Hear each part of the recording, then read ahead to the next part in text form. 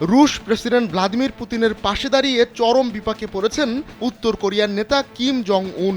ইউক্রেনের বিরুদ্ধে লড়াইয়ে রাশিয়ার পাশে দাঁড়িয়েছিল উত্তর কোরিয়া, এমনকি বন্ধুরাষ্ট্রে প্রায় 12,000 সেনা পাঠিয়েছিলেন কিম, কিন্তু এখন রাশিয়া থেকে দুঃসংবাদ পাচ্ছেন তিনি। কুরস্ক অঞ্চলে ইউক্রেনীয় ও রুশ বাহিনীর মধ্যে তীব্র লড়াই চলছে। এই লড়াইয়ে রাশিয়ার হয়ে যুদ্ধ করছে উত্তর কোরীয় সেনারা, তবে সেখানে সুবিধা করে উঠতে পারছে না তারা। যুদ্ধের ময়দানে নাকি মারা পড়ছে শত শত উত্তর কোরীয় সেনা। নাম প্রকাশে অনিচ্ছুক একজন মার্কিন সামরিক কর্মকর্তা এ তথ্য জানিয়েছেন। এলো ভিশন মুশকিল আসান অফার। যে কোনো ব্র্যান্ডের পুরনো ফ্রিজ নিয়ে চলে আসুন ভিশন শোরুমে আর নিয়ে যান নতুন ভিশন ফ্রিজ 20% পর্যন্ত ছাড়। ওই কর্মকর্তা দ্য মস্কো টাইমসকে মঙ্গলবার জানান, ইউক্রেনীয় বাহিনীর সঙ্গে লড়াইয়ে উত্তর কোরিয়ার শত শত সেনা হতাহত হয়েছে। সবচেয়ে বেশি মারা পড়ছে নিচের সারিতে থাকা সেনারা।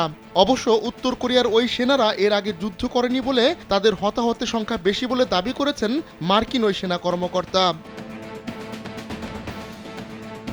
ইউক্রেনের কর্মকর্তারা বলছেন, রাশিয়া তাদের প্রকৃত ক্ষয়ক্ষতির পরিমাণ লুকাতে চাচ্ছে, আর তাই কুরস্ক অঞ্চলে চলমান অভিযানে উত্তর কোরিয়ার সেনাদের ব্যবহার করা হচ্ছে। কিন্তু অপ্রস্তুত এই সেনারা যুদ্ধের ময়দানে গিয়ে বেঘোরে মারা পড়ছে। এতে চেয়ে চেয়ে দেখা ছাড়া আর কিছুই করার নেই কিম জং উনের।